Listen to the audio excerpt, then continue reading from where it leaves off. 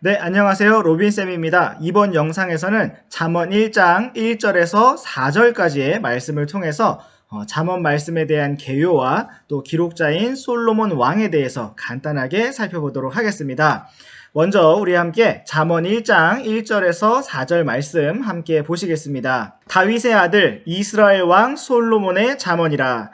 이것은 지혜와 훈계를 알게 하며 명철의 말씀들을 파악하게 하고 지혜와 정의와 판단의 공의와 공평의 훈계를 받게 하며 단순한 자에게 민감함을 주고 젊은 자에게 지식과 분별을 주기 위한 것이니. 네, 오늘부터 우리는 잠언 말씀을 묵상할 것입니다. 오늘은 그 첫 시간입니다. 잠언은 지혜의 책이라고도 불립니다. 잠언은 영어로 proverbs라고 하는데 라틴어로 pra, 대신하여 라는 말과 verba, 많은 말들이라는 말이 합쳐져서 많은 말을 대신하여 라는 뜻을 가진 단어입니다.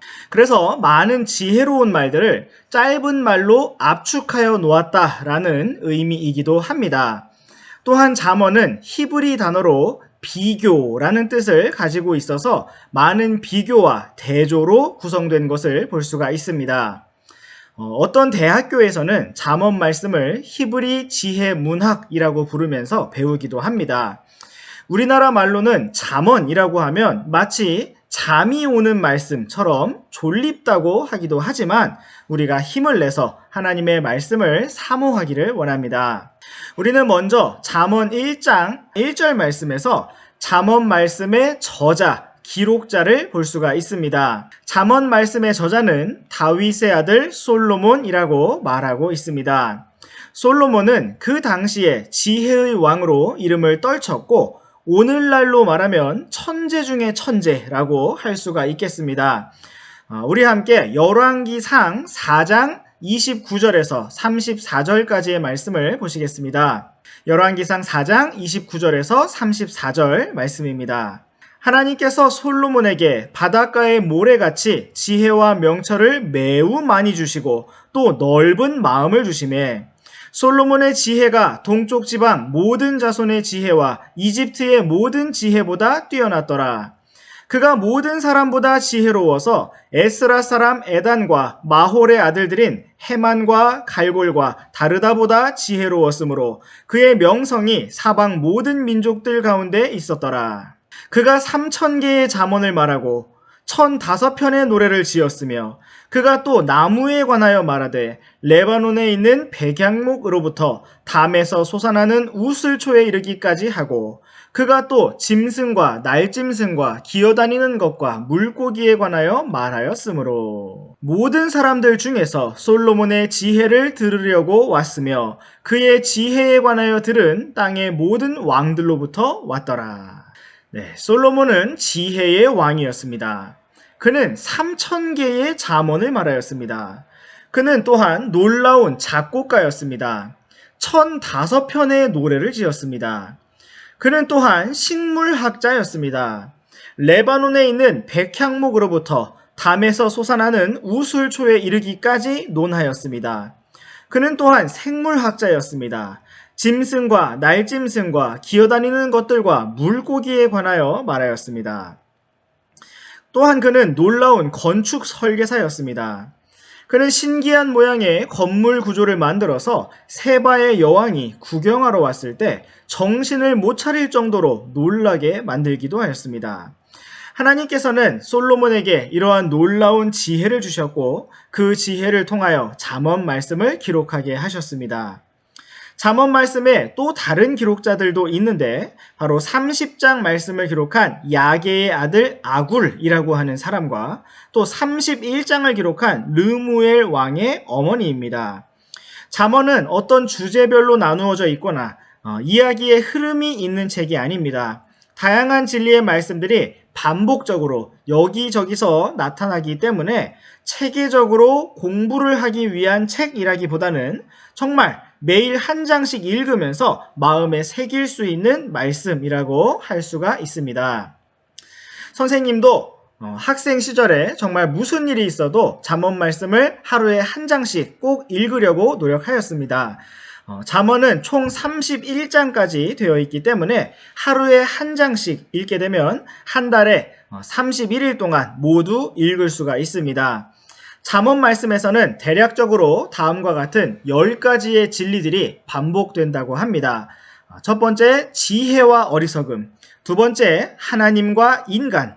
세 번째, 의인과 악인.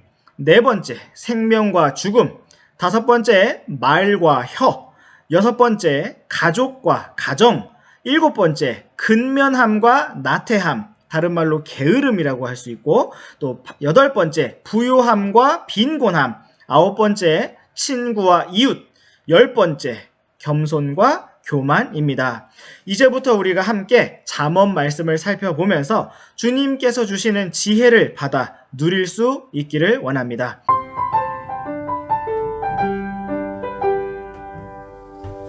네, 친구들 안녕하세요. 오늘도 계속해서 잠언 말씀 살펴보도록 하겠습니다. 오늘 함께 살펴볼 잠언 말씀은 지난 시간과 동일하게 잠언 1장 1절에서 4절까지 말씀입니다. 우리 함께 읽어보겠습니다.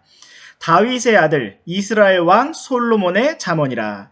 이것은 지혜와 훈계를 알게 하며 명철의 말씀들을 파악하게 하고 지혜와 정의와 판단의 공의와 공평의 훈계를 받게 하며 단순한 자에게 민감함을 주고 젊은 자에게 지식과 분별을 주기 위한 것이니. 네, 오늘은 잠언 말씀을 살펴보는 두 번째 시간입니다. 2절에서 우리는 하나님께서 솔로몬 왕에게 영감을 주셔서 잠언 말씀을 기록하게 하신 목적을 볼 수가 있습니다. 그것은 바로 지혜와 훈계를 알게 하며 명철의 말씀들을 파악하게 함이라고 말씀하고 있습니다. 우리는 잠언 말씀뿐만 아니라 성경의 곳곳에서 지혜와 명철이 짝을 이루어서 등장하고 있는 것을 볼 수가 있습니다. 우리 함께 욥기 말씀을 통해서 지혜와 명철이 무엇인가를 잠시 살펴보겠습니다. 욥기 28장 28절 말씀입니다. 또 사람에게 이르시기를 보라, 주를 두려워하는 것이 곧 지혜요 악에서 떠나는 것이 명철이니라 하셨느니라 하니라. 우리는 아마 지혜와 명철이라고 하면 머리가 똑똑하고 수학을 잘하거나 무엇인가를 잘 외우거나 뭐든지 금세 잘 배우는 것이라고 생각할지도 모릅니다. 그러나 성경은 주님을 두려워하는 것이 지혜이고 악에서 떠나는 것이 명철이라고 말씀하고 있습니다. 여러분, 정말 지혜롭고 명철하기를 원한다면 성경에서 정의 내리고 있는 지혜와 명철을 추구해 보시기 바랍니다. 그렇다면 우리는 우리가 일반적으로 생각하는 무엇인가를 잘 이해하고 배우는 지혜와 명철 역시 가지게 될 것입니다. 우리 다시 잠언 1장 2절 말씀을 살펴보시겠습니다. 우리는 훈계라는 말을 볼 수가 있습니다. 훈계는 책망과 규율로 훈련을 시켜 자녀를 교육하는 것을 말합니다. 우리는 훈계를 별로 좋아하지 않습니다. 훈계가 필요한 것을 인정하면서도 좋아하지는 않습니다.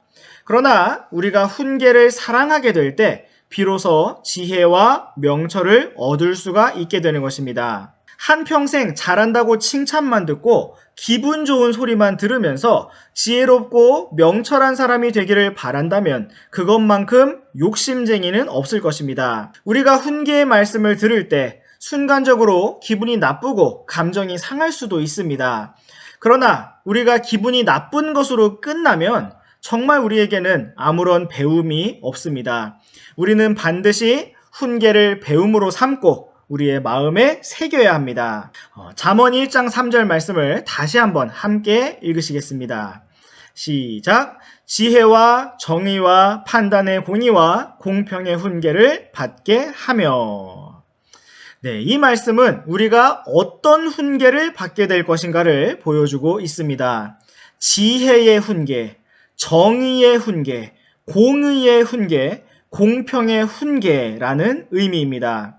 지혜 따로, 정의 따로, 공의 따로, 그리고 공평의 훈계 이렇게 따로 나온 것이 아니라 훈계는 훈계인데 바로 지혜의 훈계, 정의의 훈계, 공의의 훈계, 공평의 훈계라는 것입니다. 성경은 우리에게 정의가 무엇인지, 공의가 무엇인지, 공평이 무엇인지 훈계를 통해 알려주시기를 원하고 있습니다. 우리는 때로 다른 사람들의 잘못을 바라보면서 분노하기도 하고 이건 아니다 라고 생각하면서 목소리를 높일 때가 있습니다.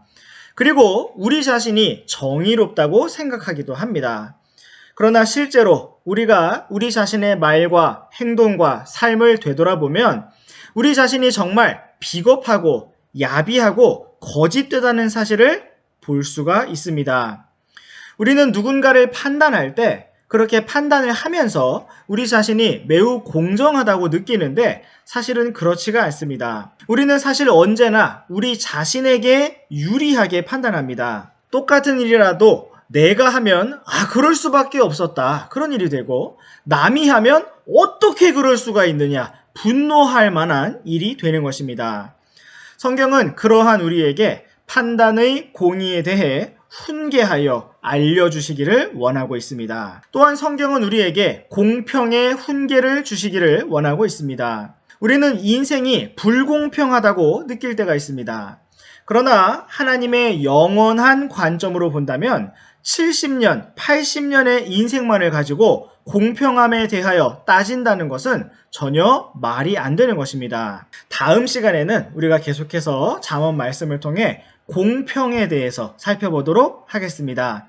잠언 말씀을 통해 주님께서 우리의 생각을 주님과 같이 크게 해주시고 높게 해주시고 넓게 해주시고 또 깊게 해주시기를 원합니다.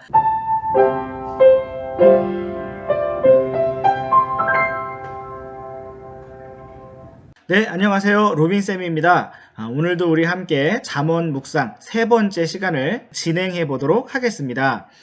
오늘 우리는 3절에 나타난 공평의 훈계에 대하여 생각해 보겠습니다.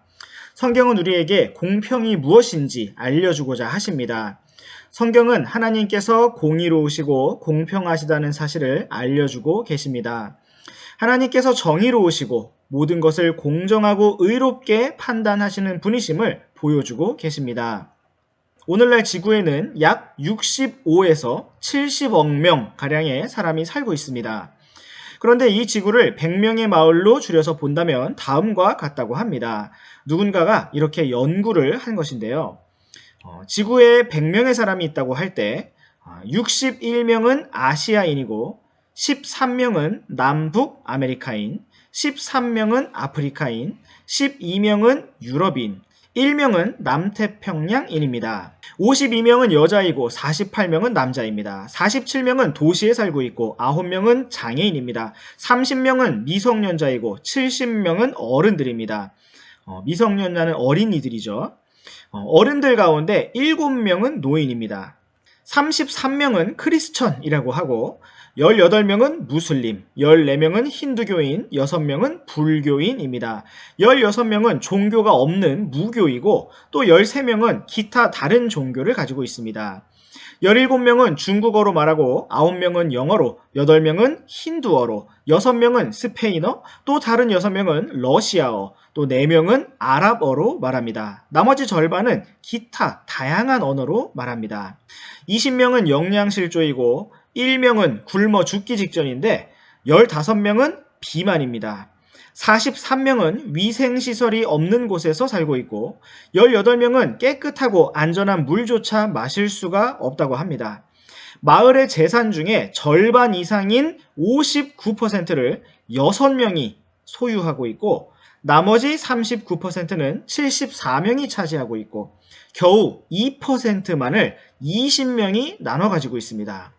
이 마을의 모든 에너지 중 80%를 20명이 사용하고 있고 80명이 나머지 20%를 가지고 사용하고 있습니다. 은행 예금 계좌를 갖고 있는 사람은 30명이고 18명은 하루에 1,000원도 안 되는 돈으로 하루하루를 버티고 있습니다. 그보다 조금 나은 53명은 2,000원 이하를 쓰면서 하루를 보냅니다. 자가용을 소유한 자는 100명 중 7명이며 오직 12명만이 컴퓨터를 가지고 있습니다. 그중 3명만이 인터넷을 할 수 있습니다. 중등교육 이상을 받은 사람은 100명 중 7명이며 대학 교육을 받은 사람은 1명뿐입니다. 14명은 글씨를 읽을 줄도 모릅니다. 만약 우리가 냉장고에 음식을 보관하고 옷장에 옷을 넣어둘 수 있으며 잠을 잘 침대가 있고 눈, 비를 막아줄 지붕이 있는 집에 살고 있다면 우리는 전 세계인들 중 75%보다 부유한 것이라고 합니다. 만일 우리가 공습이나 폭격, 지뢰로 인한 사망이나 무장단체의 납치나 공격의 공포에 떨며 살지 않는다면 우리는 그렇지 않은 20명보다 복받은 사람입니다. 만일 우리가 어떤 괴롭힘이나 체포와 고문, 죽음을 두려워하지 않고 나의 신념과 양심에 따라 움직일 수 있다고 말할 수 있다면 그렇지 못한 48명보다 복을 받은 것입니다. 1년 동안 이 마을에서는 1명이 죽습니다. 그러나 2명의 아이가 새로 태어나므로 마을 사람은 내년에 101명으로 늘어납니다. 네, 여러분 이것은 사람들이 그냥 아무렇게나 지어낸 이야기가 아닙니다. 나름대로 조사하고 연구해서 만들어낸 이야기입니다. 이 이야기대로라면 우리는 정말 감사하게 살고 있는 것입니다. 100명 중 3명이 인터넷을 할 수 있다고 하는데 여러분이 이 영상을 보고 있다는 그 자체가 인터넷을 하고 있다는 뜻이죠. 그런데 이 이야기 속에 나오는 그런 수많은 불쌍한 사람들은 과연 어떻게 생각을 할까요? 우리는 어떻게 하나님께서 공평하시다라고 말을 할 수가 있을까요? 우리가 만약 하나님의 영원하신 관점을 생각하지 못한다면 우리는 결코 공평하신 하나님을 이해할 수가 없을 것입니다. 우리가 만약 이 세상 사람들처럼 지금 살고 있는 70년, 80년, 100년의 이 인생이 전부라고 여긴다면 우리는 하나님께서 공평하시다고 결코 말을 할 수가 없을 것입니다. 우리가 만약 월드컵 축구 경기를 보는데 후반 45분이 지나고 추가 시간에 2골을 넣어서 역전을 하게 될 것을 미리 안다면 경기 내내 지고 있더라도 불평을 하지 않을 것입니다. 이처럼 우리가 영원하신 하나님께서 결국 우리에게 무엇을 어떻게 갚아주실지를 안다면 우리는 하나님께서 공평하실 뿐만 아니라 선하시고 감사한 분이시라는 것을 늘 기억하면서 찬양하게 될 것입니다. 하나님께서 자신의 말씀을 통해 오늘 우리에게 지혜를 주시기 원합니다. 우리의 눈을 열어주시고 귀를 열어주시고 마음을 열어주셔서 우리로 하여금 지혜와 명철을 가질 수 있도록 이끌어 주시기를 원합니다. 자, 오늘은 우리가 한 가지 이야기를 통해서 공평하신 하나님에 대해서 생각해 보았습니다. 안녕하세요, 로빈쌤입니다. 오늘은 잠언 말씀을 함께 묵상하는 4번째 시간입니다.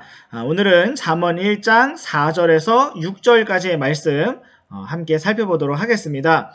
먼저 우리 같이 읽어보겠습니다. 4절부터 6절까지 말씀. 단순한 자에게 민감함을 주고 젊은 자에게 지식과 분별을 주기 위한 것이니 지혜로운 자는 듣고 학식을 더할 것이요 명철한 자는 지혜로운 권고들을 얻어서 잠언과 해석과 지혜로운 자들의 말들과 그들의 은밀한 일들을 깨달을지니라. 네, 우리는 계속해서 잠언 말씀이 기록된 목적에 대해 살펴보고 있습니다. 오늘은 4절 말씀부터 살펴보시겠습니다. 4절 말씀 다시 한번 읽어보시겠습니다.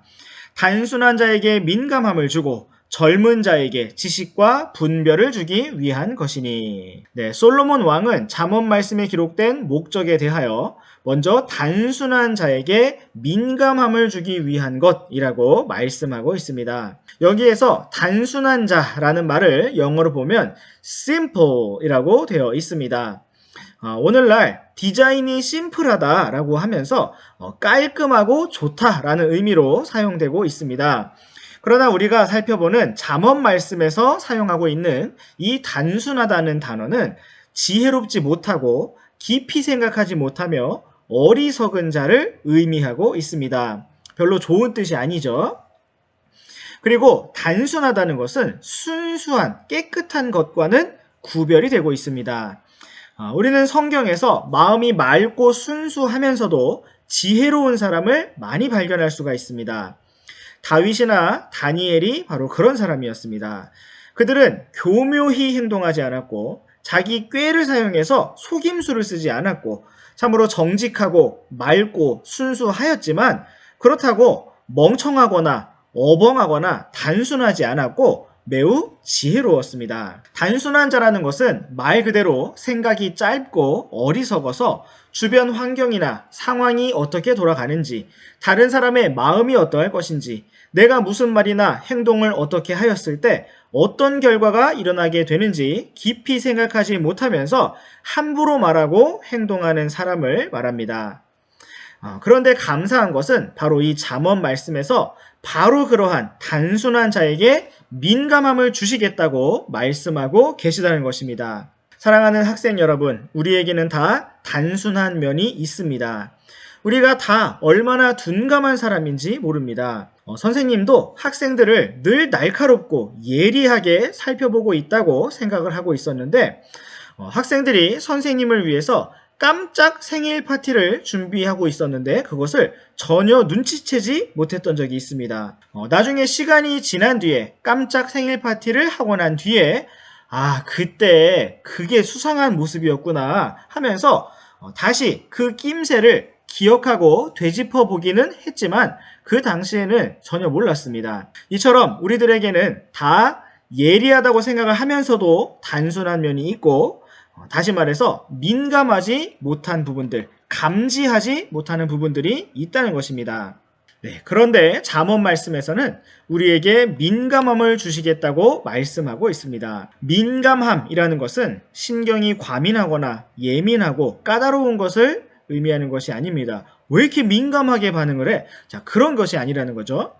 민감함, 여기에서 말씀하시는 민감함이라는 것은 주변 상황이나 다른 사람들의 필요가 무엇인지 또 상대방의 마음이 어떤 것인지를 금방 알아차리는 능력이라고 할 수가 있겠습니다. 또한 자기 자신이 하나님 앞에서 어떻게 걸어가고 있는지를 정확하게 살피고 반응하는 마음이라고 할 수가 있겠습니다. 우리 다시 4절 말씀을 읽어보겠습니다.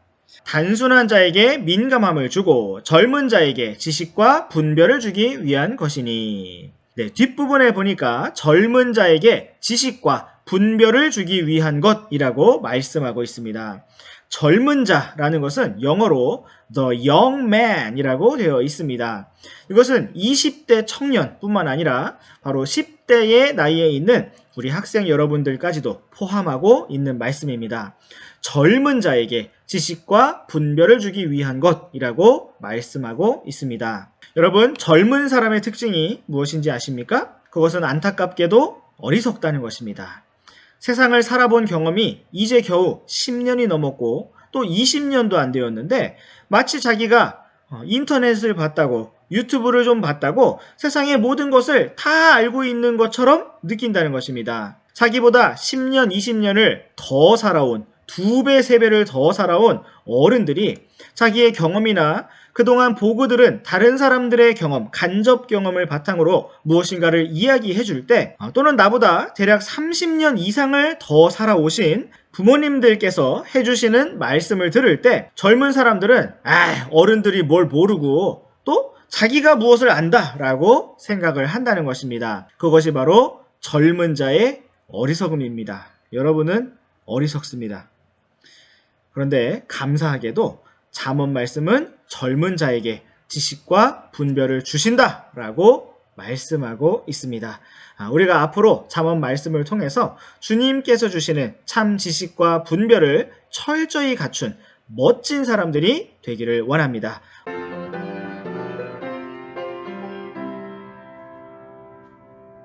안녕하세요, 로빈쌤입니다. 오늘도 우리 함께 잠언 말씀을 묵상해 보도록 하겠습니다. 오늘 함께 살펴볼 잠언 말씀은 잠언 1장 4절에서 6절까지 말씀입니다. 우리 함께 읽어보도록 하겠습니다. 단순한 자에게 민감함을 주고 젊은 자에게 지식과 분별을 주기 위한 것이니 지혜로운 자는 듣고 학식을 더할 것이요 명철한 자는 지혜로운 권고들을 얻어서 잠언과 해석과 지혜로운 자들의 말들과 그들의 은밀한 말들을 깨달을지니라. 네, 오늘도 우리 함께 4절 말씀을 조금 더 생각해 보겠습니다. 지난 시간 우리는 단순한 자와 또 민감함이라는 것을 살펴보았습니다.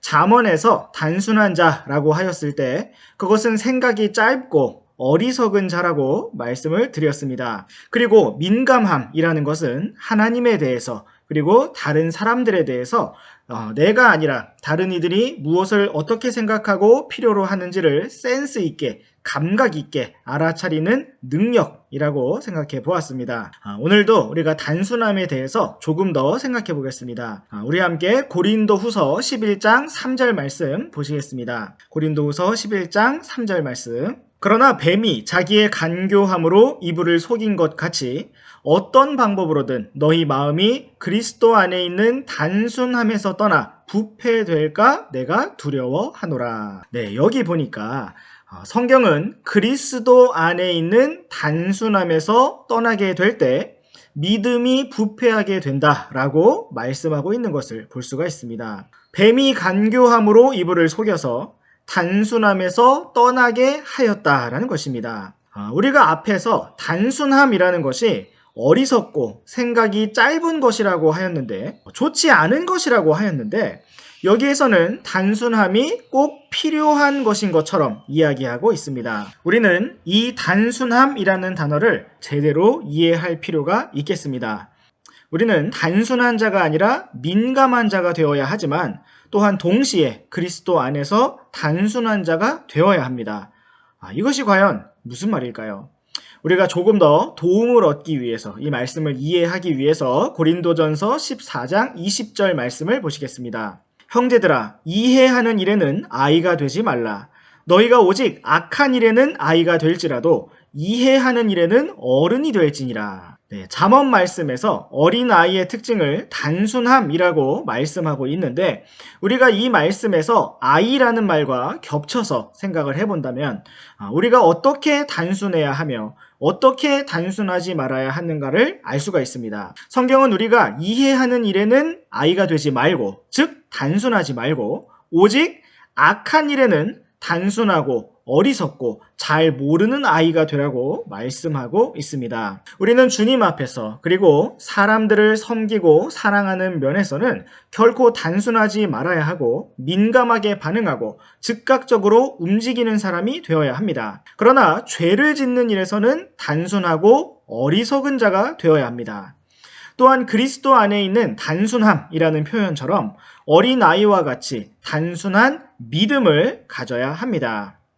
믿음의 길은 복잡한 계산의 길이 아니라 단순히 주님께 순종하는 길입니다. 모든 계산이 맞아 떨어지는 길이 믿음의 길이라고 볼 수가 없습니다. 계산이 다 되어서 갈 수가 있는 길이라면 믿음이 아니고서도 갈 수가 있습니다. 그러나 믿음은 단순한 것입니다. 모든 것이 부정적이라 할지라도 하나님께서 긍정적으로 말씀하셨다면 긍정적으로 생각하고 행동하는 것이 믿음입니다. 모두가 맞다고 긍정적으로 말할지라도 성경에서 아니다 라고 말씀하셨다면 우리는 성경 말씀 그대로 그것을 거절하고 반대해야 하는 것입니다. 그것이 바로 믿음의 단순함입니다. 우리 잠언 1장 4절 말씀을 다시 한번 보시겠습니다. 단순한 자에게 민감함을 주고 젊은 자에게 지식과 분별을 주기 위한 것이니. 성경은 특별히 잠언 말씀이 젊은 자에게 지식과 분별을 준다고 말씀하고 있습니다. 오늘날 영어 사전에서는 여기 나오는 discretion이라는 단어를 신중함이라고 말하고 있습니다. 그러나 1611년 당시 킹제임스 성경의 번역자들은 우리 흠정역 한글 성경에 나와 있는 그대로 분별이라는 의미로 이 단어를 사용하였습니다. 우리가 지식을 배우고 공부를 하는 이유는 무엇일까요? 그것은 올바른 분별력을 가지기 위함입니다. 분별력이란 내가 이 상황에서 무슨 말을 해야 할지, 무슨 행동을 해야 할지 분간하고 구별할 수 있는 지혜와 힘을 말하는 것입니다.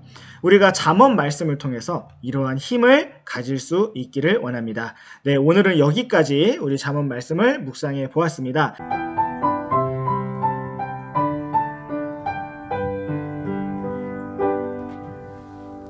안녕하세요. 로빈쌤입니다. 오늘도 우리 함께 잠언 말씀을 묵상해 보도록 하겠습니다. 오늘 묵상해 볼 말씀도 잠언 1장 4절에서 6절까지의 말씀입니다. 우리 이 말씀 함께 읽어보도록 하겠습니다. 단순한 자에게 민감함을 주고 젊은 자에게 지식과 분별을 주기 위한 것이니 지혜로운 자는 듣고 학식을 더할 것이요 명철한 자는 지혜로운 권고들을 얻어서 잠언과 해석과 지혜로운 자들의 말들과 그들의 은밀한 말들을 깨달을지니라. 네, 오늘도 계속해서 잠언 말씀이 기록된 목적을 살펴보겠습니다. 오늘은 5절 말씀부터 보시겠습니다. 5절 말씀은 지혜로운 자는 잠언의 말씀을 듣고 학식을 더할 것이고 명철한 자는 지혜로운 권고들을 얻을 것이라고 말씀하고 있습니다. 우리는 처음에 지혜와 명철에 대하여 살펴보았습니다. 무엇이 지혜이고 무엇이 명철입니까?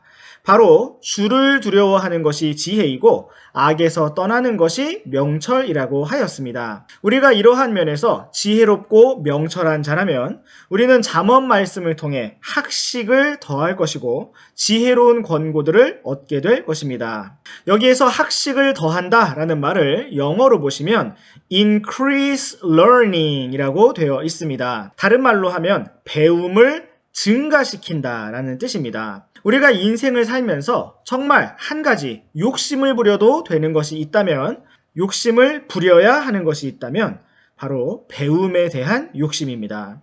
그것이 무엇이든지 우리가 적극적으로 배우기를 원한다면 그것만큼 귀한 것이 없습니다. 그것이 요리를 하는 일이든 목공을 하는 일이든 그림을 그리는 일이든 악기를 다루는 일이든 우리가 무엇인가를 배우기를 원하는 그 마음은 너무나 귀한 것입니다. 그런데 무엇보다 귀한 배움이 있다면 그것은 바로 잠언 말씀을 통해 지혜를 배우는 것입니다. 5절 말씀에서 지혜로운 자는 듣고 학식을 더할 것이라고 하였습니다. 지혜로운 자라면 잠언 말씀을 통해서 배움을 증가시킬 것입니다. 그러나 지혜롭지 못한 자라면 단순하고 어리석은 자라면 그냥 다 안다고 생각을 하든지 아니면 별로 중요하지 않은 말씀들이라고 생각하면서 흘려버릴 것이고 배움을 증가시키지 못할 것입니다. 5절 말씀의 뒷부분에서는 명철한 자가 지혜로운 권고들을 얻을 것이다 이렇게 말씀하고 있습니다.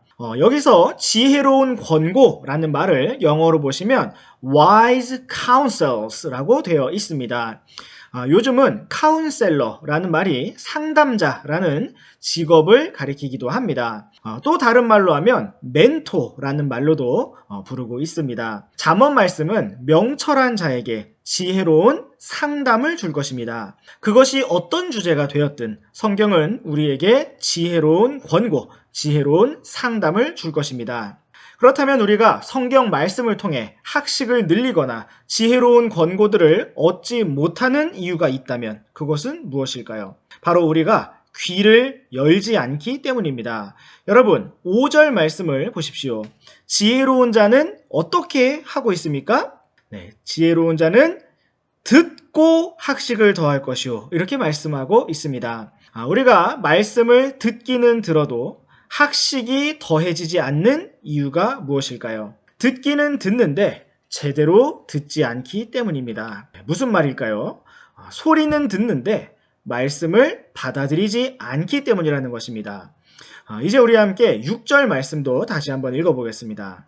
잠언과 해석과 지혜로운 자들의 말들과 그들의 은밀한 말들을 깨달을지니라. 네, 성경은 우리가 지혜로운 자로서 명철한 자로서 하나님의 말씀을 잘 들어서 잠언과 해석과 지혜로운 자들의 말들과 은밀한 말들을 이해하고 깨달아야 한다고 말씀하고 있습니다. 특별히 우리가 오늘 은밀한 말이라고 한 표현을 주목해 보기를 원합니다. 성경은 잠언의 말씀, 해석과 지혜로운 말씀들을 은밀한 말이라고 표현하고 있습니다. 또한 이 단어를 영어로 보시게 되면 무엇이라고 되어 있는가? 바로 dark sayings라고 되어 있습니다. 다른 말로 하면 어두운 말들이라는 것입니다. 빛과 같이 밝히 드러난 것이 아니라 어둠처럼 감추어진 말이라는 것입니다. 그렇다면 왜 잠언과 해석과 지혜로운 자들의 말들은 은밀한 말처럼 감추어져 있는 것일까요? 우리 함께 골로새서 2장 3절 말씀을 읽어보시겠습니다. 다 같이 시작. 그분 안에는 지혜와 지식의 모든 보화가 감추어져 있느니라. 네, 이처럼 주님 안에는 지혜와 지식의 모든 보화, 모든 보물이 은밀하게 감추어져 있습니다. 누가 보물을 얻을 수 있습니까? 그것을 부지런히, 간절히, 열심히 찾아 나서는 사람입니다. 우리가 제자리에 가만히 앉아서 보물을 얻으려고 한다면 그것만큼 어리석은 사람이 어디 있을까요? 오늘부터 우리가 간절히 사모하면서 이 지혜의 보물을 찾기 원합니다. 지혜에 감추어진 은밀한 말들을 이해하고 깨닫기를 원합니다. 네, 오늘의 잠언 말씀은 여기까지입니다.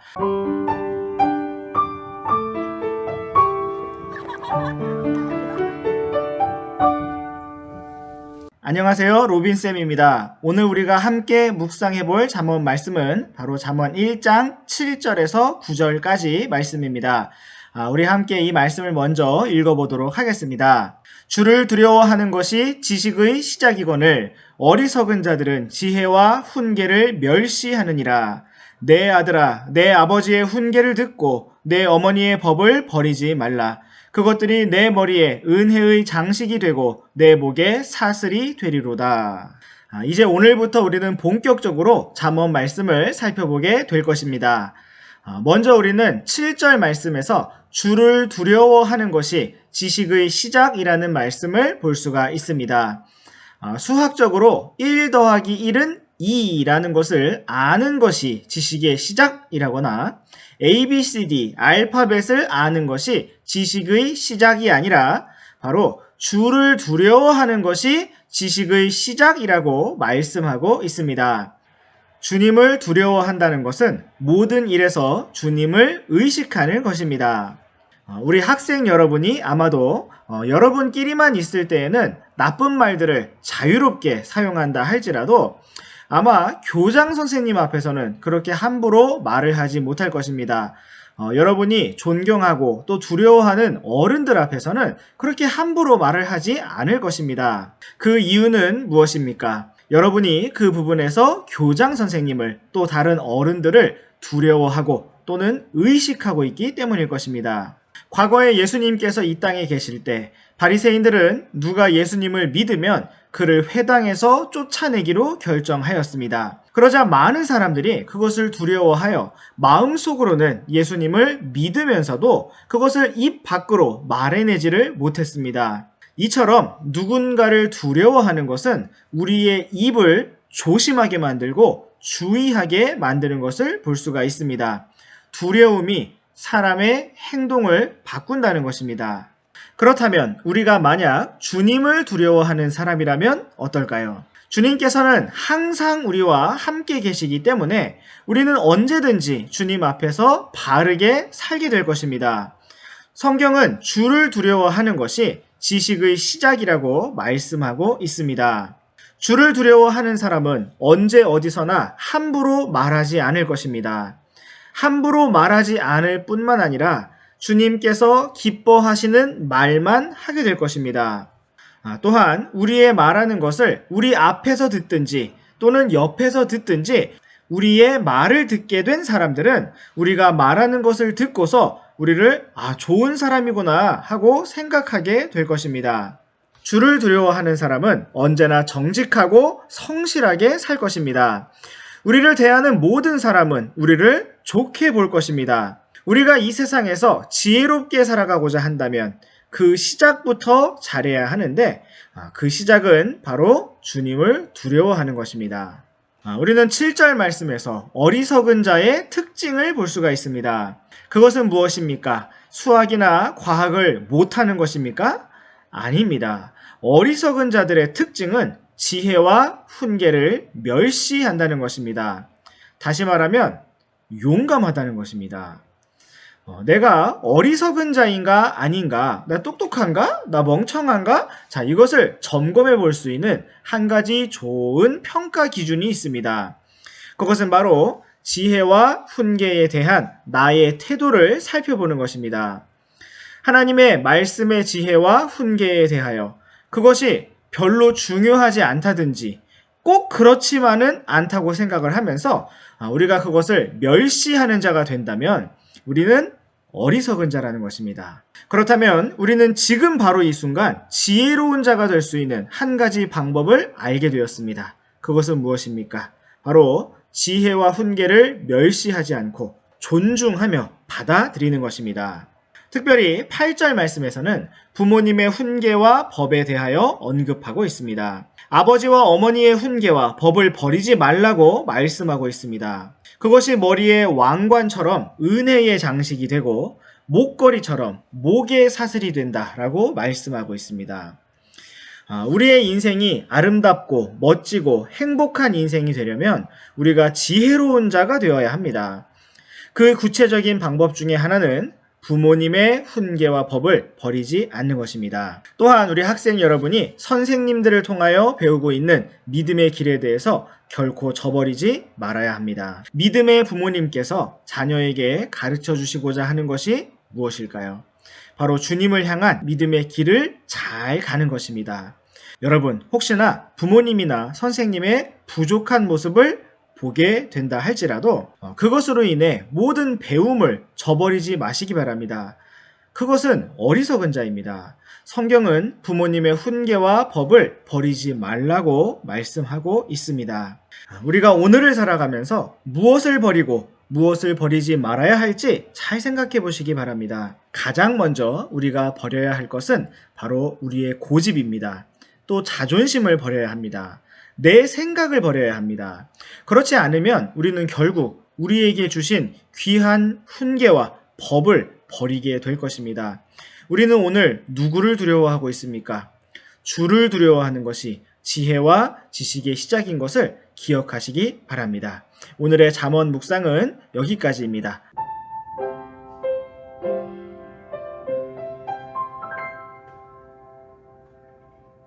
안녕하세요. 로빈쌤입니다. 오늘도 우리 함께 잠언 말씀을 묵상해 보도록 하겠습니다. 오늘 함께 묵상할 잠언 말씀은 잠언 1장 10절에서 15절까지 말씀입니다.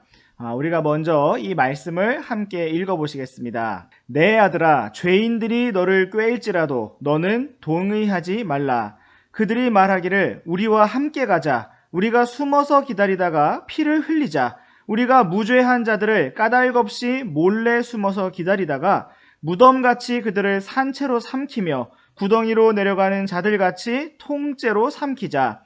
우리가 모든 귀한 재물을 얻으며 노량물로 우리의 집들을 채우리니 너의 제비를 우리 가운데서 뽑고 우리가 다 돈주머니를 하나만 두자 할지라도 내 아들아, 너는 그들과 함께 그 길로 다니지 말라. 내 발을 금하여 그들의 행로에서 떠나라. 오늘의 잠언 말씀은 우리가 누구와 함께하지 말아야 하는지를 말씀해주고 있습니다. 죄인들이 우리를 유혹하고 꾀일지라도 우리는 동의하지 말고 넘어가지 말아야 합니다. 함께 죄를 짓고 함께 유익을 얻자고 말할지라도 우리는 거절해야 합니다. 11절과 12절 말씀은 강도짓을 의미하고 있습니다. 무죄한 사람들을 까닭없이 몰래 숨어서 기다리다가 그들을 해치고 죽이자고 말하고 있는 것입니다. 그 결과는 13절, 14절에 나온 것과 같이 돈을 얻게 되는 것이었습니다. 이처럼 오늘날 사람들은 돈을 얻고 유익을 얻기 위해 다른 사람들에게 해를 주는 것을 볼 수가 있습니다. 내가 높아지기 위해서 남을 짓밟고 내가 더 좋은 자리를 차지하기 위해서 남을 밀어내는 것입니다. 나의 유익을 위해 남을 해치고 나의 즐거움을 위해 남을 괴롭게 하는 것입니다. 그러나 우리는 예수님을 닮기 원합니다. 예수님의 사랑과 그분의 긍휼하심과 겸손을 배우기 원합니다. 예수님께서는 우리에게서 유익을 얻으신 분이 아니라 오히려 우리에게 유익을 주시기 위하여 자신의 모든 것을 내어주셨습니다. 부요하신 분께서 가난하게 되셨고 강하신 분께서 약하게 되셨습니다. 우리 함께 고린도후서 8장 9절 말씀을 보시겠습니다. 우리 주 예수 그리스도의 은혜를 너희가 알거니와 그분께서 부유하셨으나 너희를 위하여 가난하게 되심은 자신의 가난으로 말미암아 너희를 부유하게 하려 하심이라. 여기서 예수님께서 말씀하신 부유하심은 돈이 아닙니다. 바로 우리들의 마음을 풍성히 채워주시는 은혜를 말씀하시는 것입니다. 예수님은 스스로 만족하시는 하나님이시며 모든 기쁨의 근원이신 하나님이십니다. 그러나 예수님께서 가난하게 되셨습니다. 그분은 슬픔의 사람이 되셨습니다. 우리 함께 이사야서 53장 3절에서 5절까지 말씀을 보시겠습니다. 그는 사람들에게 멸시를 당하고 거부되었으며 슬픔의 사람이요 고통을 잘 아는 자라. 우리는 그를 피하려는 것 같이 우리의 얼굴을 감추었으며 그는 멸시를 당하였고 우리는 그를 귀히 여기지 아니하였도다. 참으로 그는 우리의 고통을 짊어지고 우리의 슬픔을 담당하였거늘 우리는 그가 매를 맞고 하나님께 맞아 고난을 당한다고 생각하였노라. 그러나 그는 우리의 범죄들로 인해 부상을 당하고 우리의 불법들로 인해 상하였노라. 그가 징벌을 받음으로 우리가 화평을 누리고 그가 채찍에 맞음으로 우리가 고침을 받았도다. 네, 이렇게 예수님께서는 우리에게 화평을 주시고 고침을 주시려고 친히 우리의 슬픔과 고통을 다 담당하셨습니다. 우리가 오늘 이러한 예수님께 더 가까이 나아가고 이러한 예수님을 더 따르며 닮기를 원합니다. 또 오늘 우리가 잠언 말씀에서 살펴볼 수 있는 한 가지 사실은 바로 죄인들이 연합한다는 것입니다. 사람들은 혼자서 죄를 짓기보다 다 같이 짓는 것을 좋아합니다.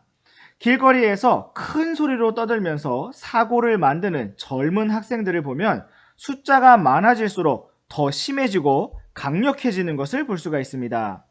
2명이 어울릴 때와 10명이 어울릴 때 완전히 다른 것입니다. 이처럼 죄인들은 뭉칠수록 더 용감해지고 더 악해지는 것을 볼 수가 있습니다.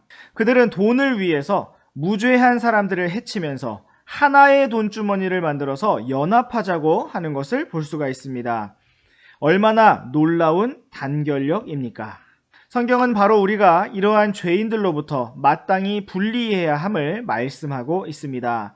15절 말씀을 다시 보시겠습니다. 내 아들아, 너는 그들과 함께 그 길로 다니지 말라. 내 발을 금하여 그들의 행로에서 떠나라. 그렇다면 우리는 누구와 함께 다녀야겠습니까? 바로 믿음의 형제들, 믿음의 친구들과 함께 해야 하는 것입니다. 우리가 오늘 함께 서로 믿음을 격려하면서 주님을 따르고 섬기기를 원합니다. 네, 오늘의 잠언 묵상은 여기까지입니다.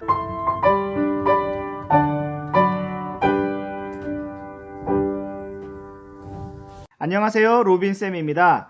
오늘 우리가 함께 묵상해 볼 잠언 말씀은 잠언 1장 16절에서 19절까지 말씀입니다. 먼저 이 말씀 함께 읽어보도록 하겠습니다. 그들의 발은 악을 향해 달려가며 피를 흘리려고 서두르느니라. 참으로 새가 보는 데서 그물을 치는 것은 허사로다. 그들이 자기 피를 흘리려고 숨어서 기다리며 자기 생명을 해하려고 몰래 숨어서 기다리나니 이익을 탐하는 모든 자의 길들도 이러하여 그 이익이 그것의 소유자들의 생명을 앗아가느니라. 네, 오늘의 잠언 말씀은 이익을 탐하는 자가 어떤 결과를 맞이하게 되는지 보여주고 있습니다. 16절에 보면 죄인들의 발이 악을 향해 달려가며 피를 흘리려고 서두른다고 하신 말씀을 볼 수가 있습니다. 실제로 우리들이 죄를 지을 때 보면 느긋하게 짓는 경우보다 조급하게 짓는 경우를 더 많이 볼 수가 있습니다. 성경을 읽자, 모여라 라고 하면 어슬렁어슬렁 우리 친구들 모이지만 영화를 보자 그렇게 모이라고 하면 어떻습니까?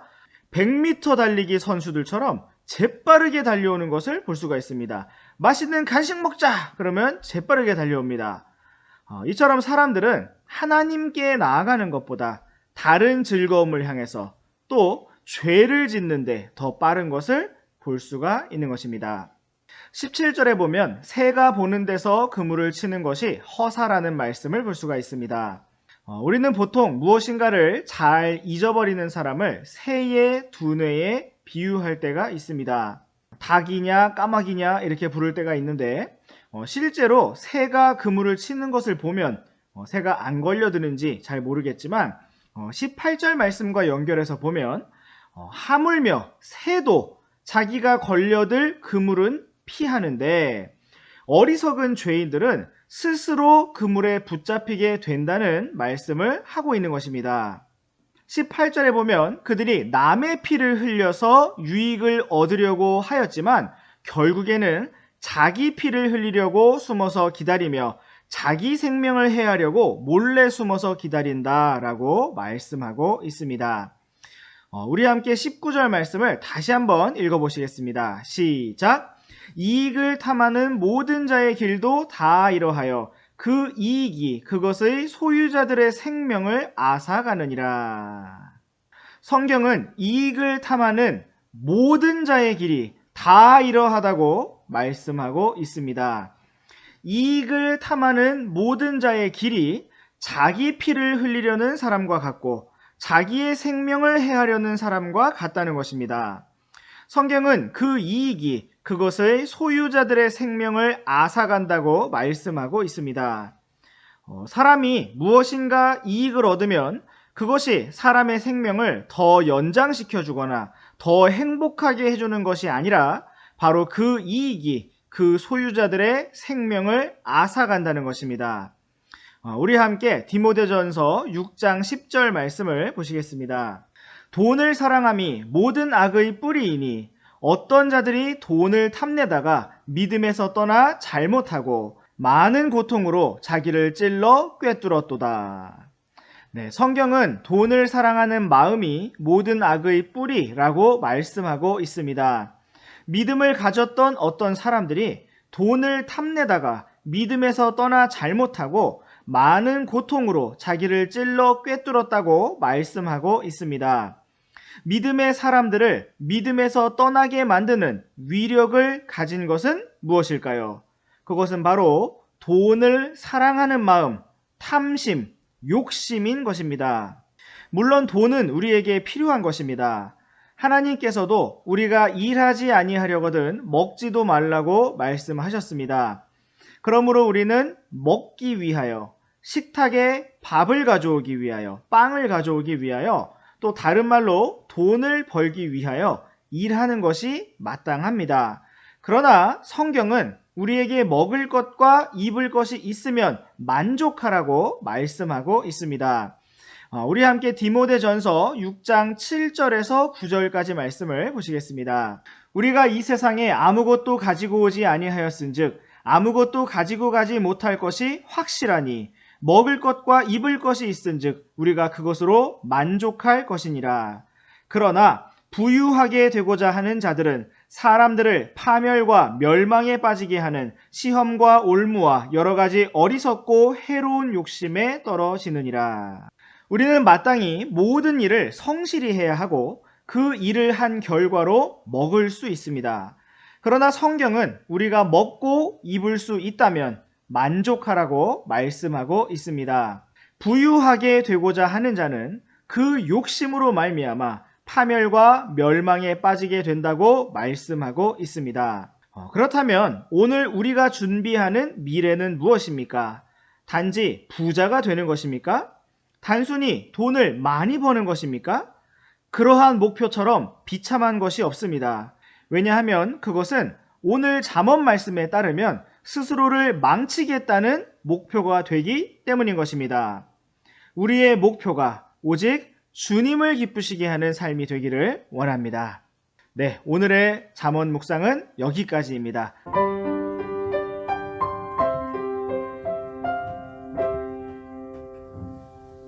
안녕하세요, 로빈쌤입니다.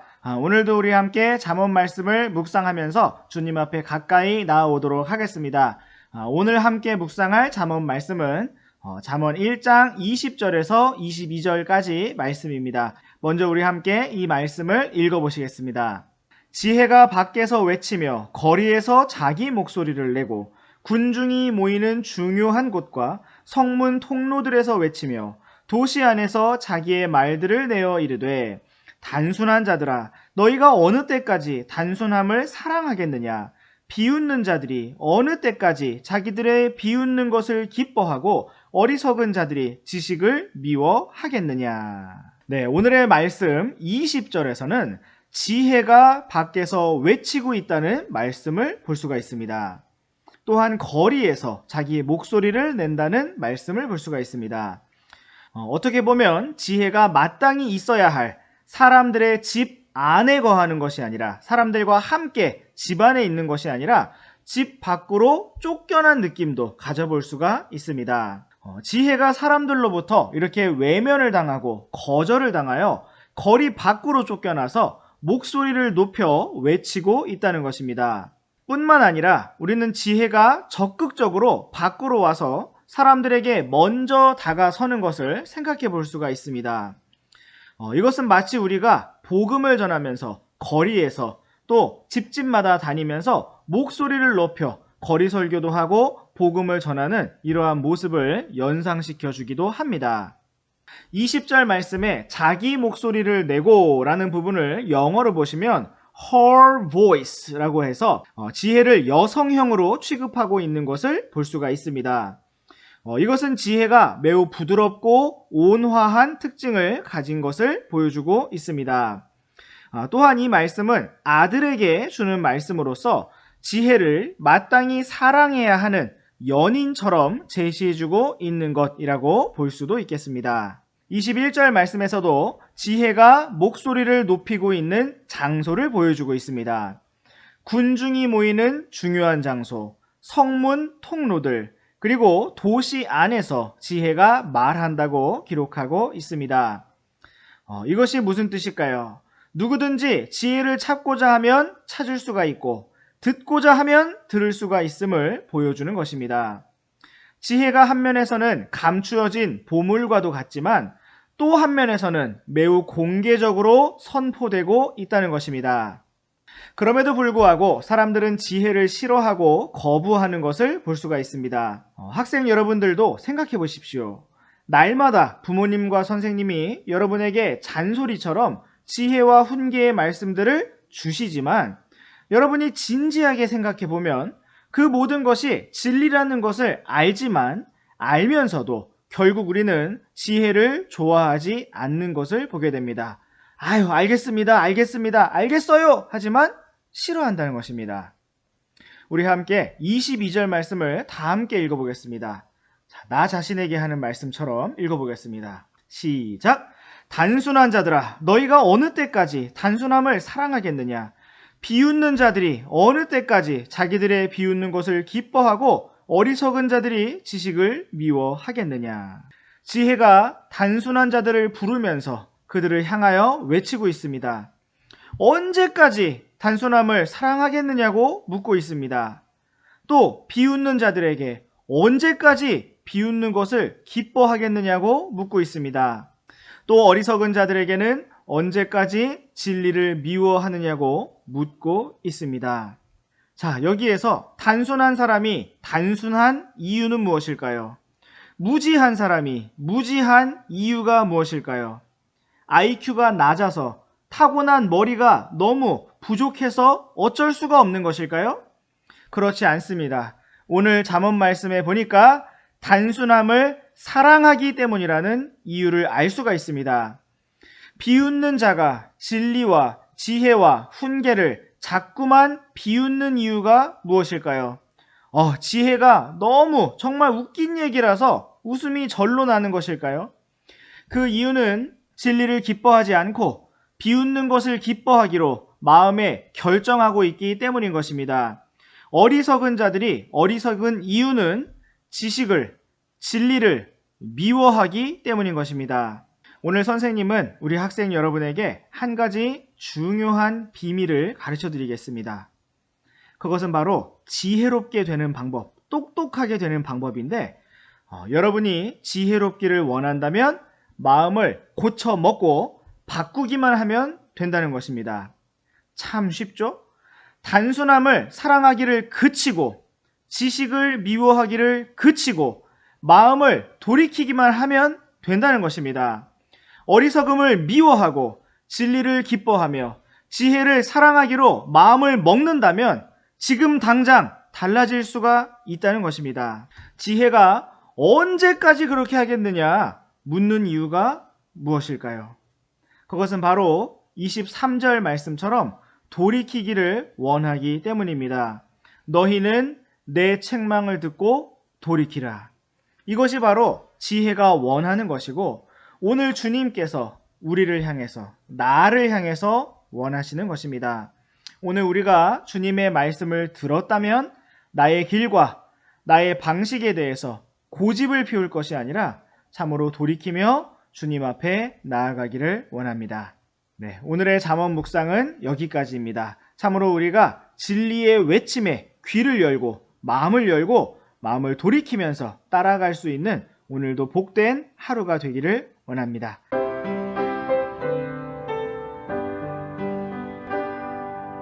안녕하세요, 로빈쌤입니다. 오늘도 우리 함께 잠언 말씀을 묵상해 보도록 하겠습니다. 오늘 함께 묵상할 잠언 말씀은 잠언 1장 23절 말씀입니다. 잠언 1장 23절 말씀 우리 함께 읽어보시겠습니다. 시작. 너희는 내 책망을 듣고 돌이키라. 보라, 내가 내 영을 너희에게 부어주며 내 말들을 너희에게 알려주리라.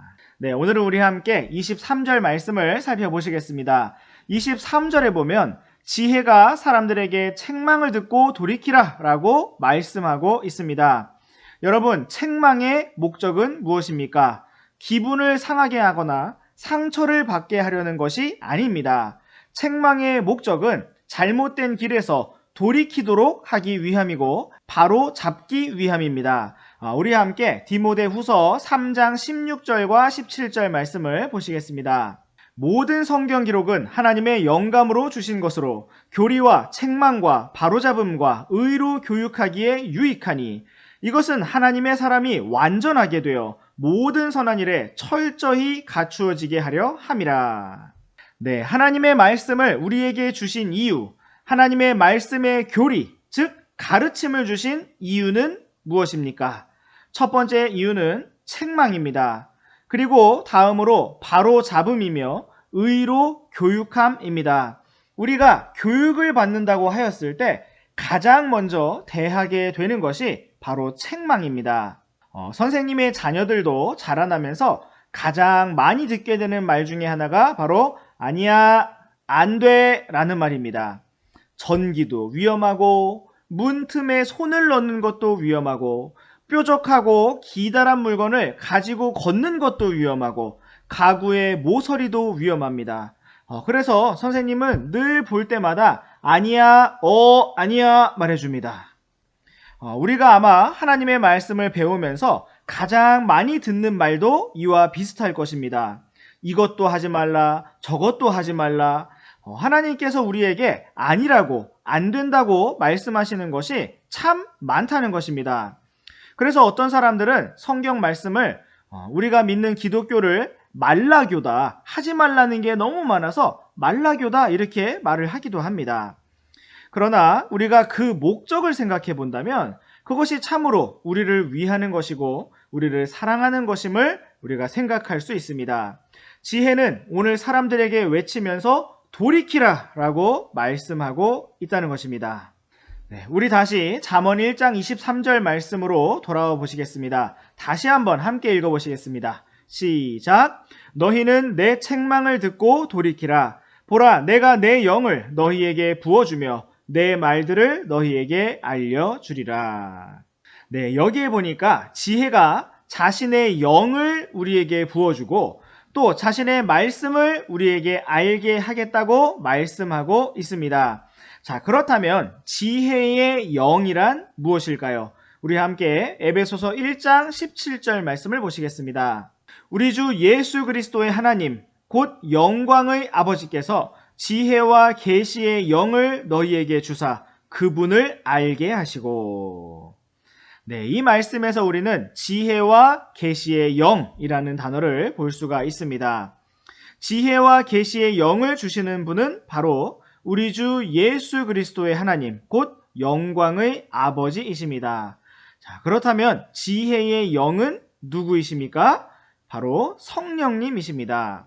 그렇다면 우리가 잠언 말씀에서 살펴보고 있는 지혜는 과연 누구일까요? 다름 아닌 하나님, 주님 자신인 것을 알 수가 있습니다. 하나님은 누구십니까? 우리는 하나님께서 사랑이시고 빛이시고 생명이심을 잘 알고 있습니다. 또한 우리는 잠언에서 하나님께서 바로 지혜이심을 알 수가 있습니다. 누군가가 마음에 하나님을 모시고 있다면, 하나님으로 충만해 있다면 그 사람은 바로 사랑과 빛과 생명과 진리와 지혜가 충만한 사람입니다. 하나님께서는 오늘 우리에게 지혜의 영을 부어 주시기를 원하시고 지혜와 계시의 영을 통하여 하나님의 말씀을 알게 하시기를 원하시고 바로 하나님 자신을 알게 하시기를 원하십니다.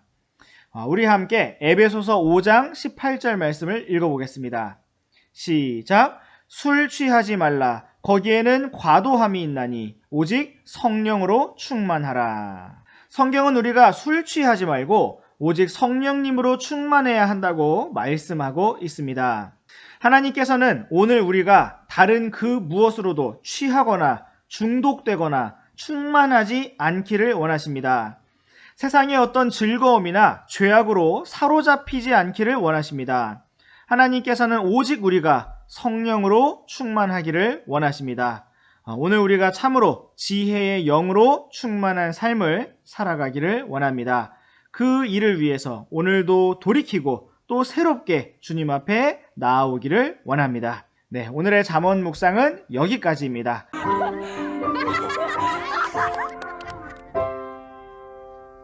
안녕하세요, 로빈쌤입니다. 오늘도 우리 함께 잠언 말씀을 묵상해 보도록 하겠습니다. 오늘 묵상할 잠언 말씀은 잠언 1장 24절에서 28절까지 말씀입니다. 먼저 우리 함께 말씀을 읽어보시겠습니다. 내가 불렀으나 너희가 거절하였도다.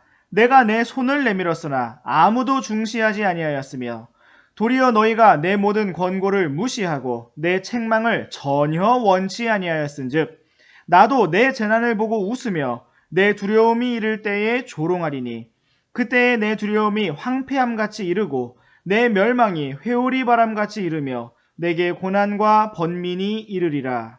그때에 그들이 나를 부를 터이나 내가 대답하지 아니하겠고 그들이 일찍 나를 찾아도 발견하지 못하리니.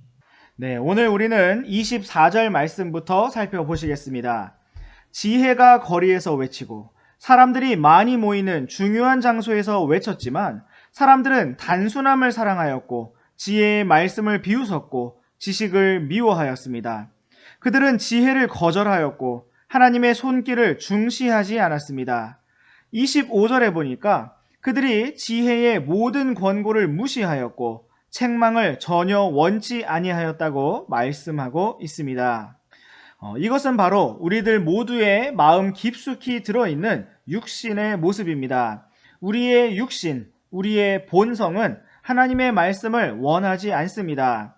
우리 함께 요한복음 5장 39절 40절 말씀을 읽어보시겠습니다. 성경 기록들을 탐구하라. 너희가 그것들 안에서 영원한 생명을 얻는 줄로 생각하거니와 그것들이 바로 나에 대하여 증언하느니라. 그러나 너희는 생명을 얻기 위해 내게 오기를 원치 아니하는도다. 예수님께서 이 땅에 계실 때 이스라엘 백성은 예수님께 나아오기를 원치 아니하였습니다. 왜냐하면 그들은 외모를 보았고 겉모습을 보았기 때문입니다. 예수님께서 영광의 왕처럼 멋진 모습으로 오지 아니하시고 모양도 없고 아름다움도 없는 모습으로 가난하게 오시자 그들은 예수님을 단숨에 거절하였던 것입니다. 잠언 말씀도 그처럼 사람들이 지혜의 말씀을 무시하고 멸시하고 거절한 것을 보여주고 있습니다.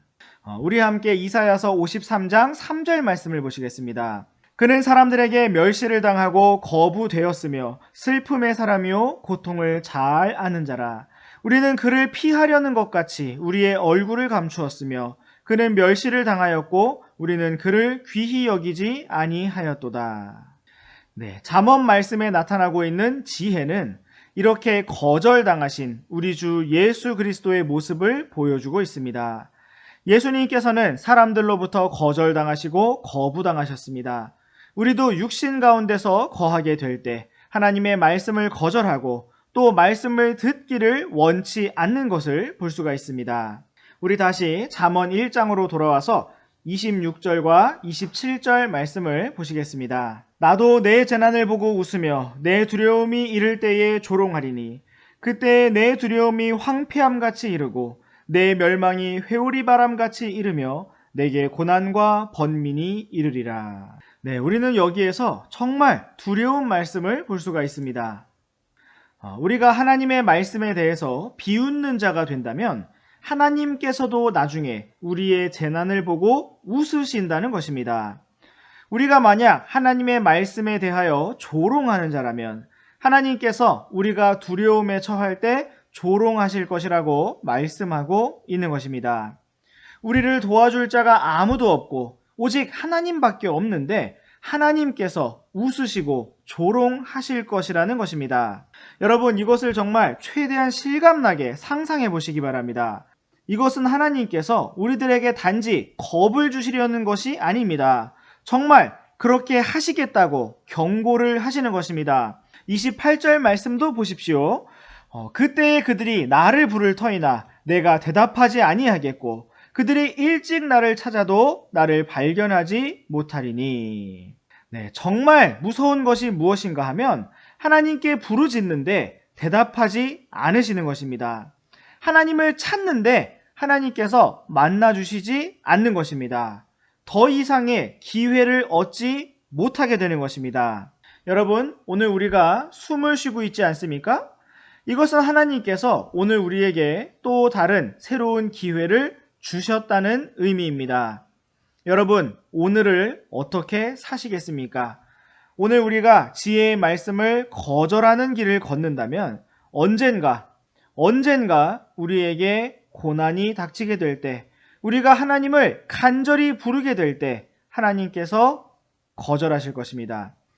우리가 오늘 하나님의 말씀을 존중하고 사랑하는 자가 되기를 원합니다. 그래서 고난의 때에 우리를 도우시는 하나님을 우리가 만날 수 있기를 원합니다. 네, 오늘의 잠언 묵상은 여기까지입니다.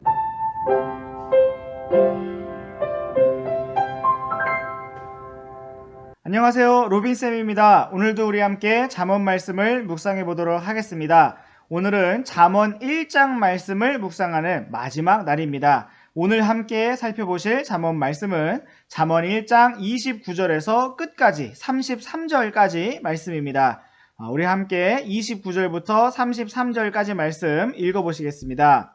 이는 그들이 지식을 미워하고 주 두려워하기를 택하지 아니하며 내 권고를 전혀 원치 아니하고 내 모든 책망을 멸시하였기 때문이니라.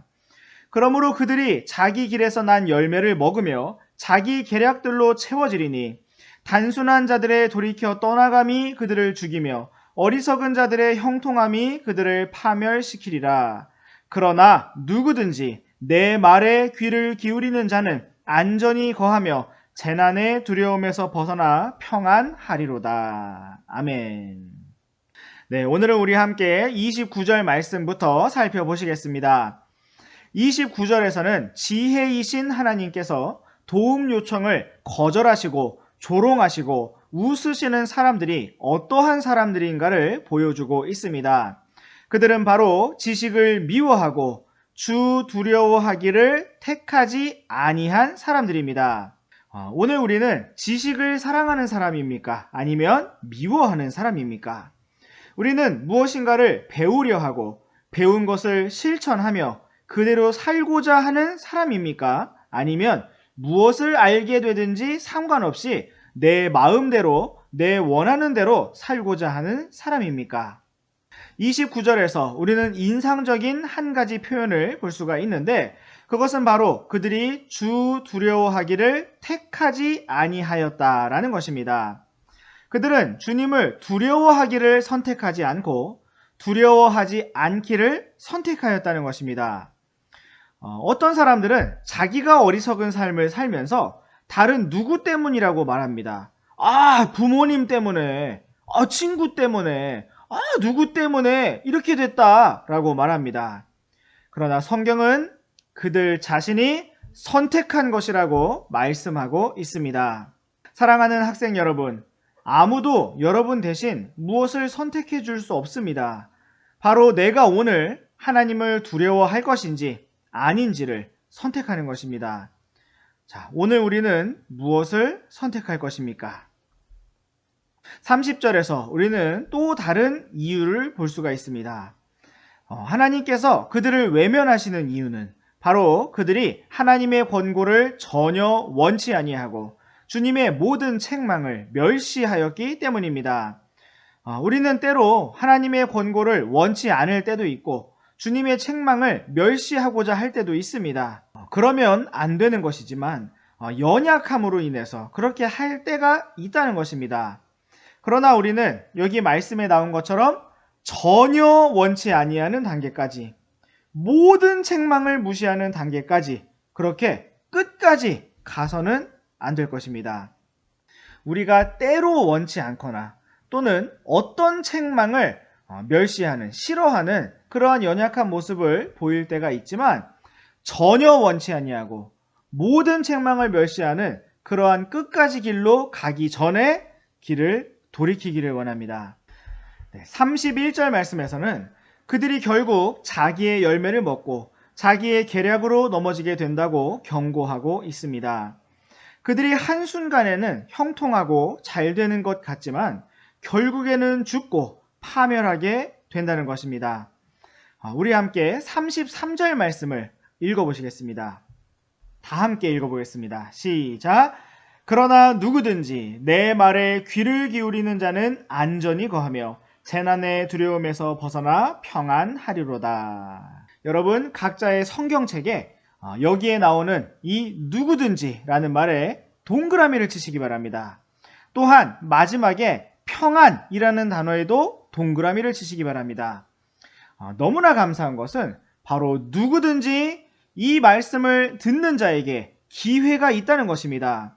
단순하고 어리석은 자였다 할지라도 누구든지 이제라도 주님의 말씀에 귀를 기울인다면 기회가 있다는 것입니다. 귀를 기울인다는 것은 단지 소리를 듣는다는 것이 아닙니다. 들은 그 말씀을 받아들이고 순종한다는 의미가 들어있는 것입니다. 하나님께서는 이렇게 하나님의 말씀을 듣는 자에게 평안을 약속하셨습니다. 지금 학생 여러분이 이 자리에 앉아서 혹은 이 영상을 보시는 분들께서 모두 하나님의 말씀을 듣는 것 같습니다. 그러나 어떤 사람은 정말 듣고 있고 또 어떤 사람은 듣지 않고 있습니다. 결국 우리 각자가 모두 그 열매를 먹게 될 것입니다. 여러분은 과연 어떤 열매를 맺기를 원하시고 또 어떤 열매를 먹기를 원하십니까? 오늘 선생님은 여러분에게 한 가지 제안을 하고자 합니다. 우리가 연약하여서 주님의 말씀을 거역하고 실패하게 되었을 때 즉시로 돌이켜서 다시 한 가지 또는 더 나아가 두 가지 주님의 뜻에 순종하자는 것입니다. 물론 이것으로 인해서 그러면 두 가지를 더 선한 일을 할 거니까 죄를 지어도 되겠구나 이렇게 생각해서는 결코 안 될 것입니다. 그것은 지혜로운 것이 아니라 어리석은 것입니다. 또한 우리가 죄를 지은 것이 두 번의 순종으로 없어지거나 덮어진다고 속임을 당해서도 안 될 것입니다. 그러나 우리가 정말 실패하고 넘어진 이후에 정말 마음이 아프고 돌이키게 되었을 때 어쩔 줄 몰라 하고 그 자리에서 주저앉아 있고 머뭇거리고 서 있는 것이 아니라 더욱더 힘을 내서 더욱더 적극적으로 순종하는 길로 나아가자는 것입니다.